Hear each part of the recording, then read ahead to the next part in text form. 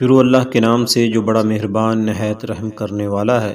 السلام علیکم دوستو، جیسا کہ آپ جانتے ہیں کہ مولانا طارق جمیل صاحب کا بیٹا ایک حادثے کے نتیجے میں فوت ہو چکا ہے،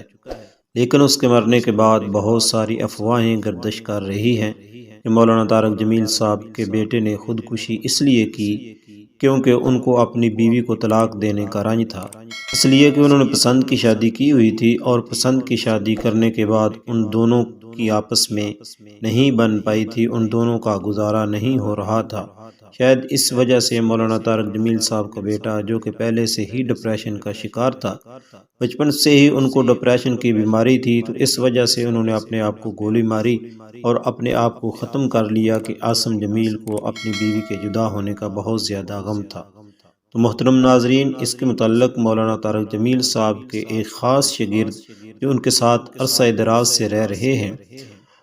اور عاصم جمیل کو بھی بخوبی جانتے ہیں، ان کا کہنا تھا کہ عاصم جمیل نے واقعی پسند کی شادی کی تھی اور لو میرج کی ہوئی تھی، لیکن عاصم جمیل کیونکہ ڈپریشن کا شکار تھا اور ڈپریشن کی وجہ سے ان کی نارمل زندگی نہیں گزر رہی تھی،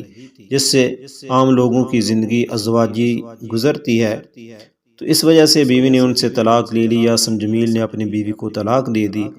لیکن اس واقعہ کو عاصم کی بیوی کے ساتھ جوڑنا یا اس کی طلاق کے ساتھ جوڑنا مناسب نہیں ہوگا، کیونکہ عاصم جمیل شروع سے ہی ڈپریشن کا شکار تھا اور اب ڈپریشن اس حد تک بڑھ چکا تھا کہ عاصم جمیل کو الیکٹرک شاک دیے جاتے تھے تاکہ ان کا ڈپریشن نارمل رہے اور یہ کوئی ایسا قدم نہ اٹھا لے جس سے نقصان اٹھانا پڑے۔ بہرحال وہی ہوا جس کا ڈر تھا کہ آخرکار عاصم جمیل نے اپنے آپ کو ختم کر لیا، اور مولانا طارق جمیل صاحب کے لیے بڑا صدمہ تھا اور برداشت کرنا بھی بڑا مشکل تھا، کیونکہ مولانا طارق جمیل صاحب خود ہارٹ پیشنٹ ہیں۔ بہرحال انہوں نے اپنے آپ کو قابو میں رکھا اور ہماری دعا ہے کہ اللہ تعالیٰ ان کو صحت تندرستی عطا فرمائے اور عاصم جمیل کو جنت الفردوس میں جگہ عطا فرمائے، آمین یا رب العالمین۔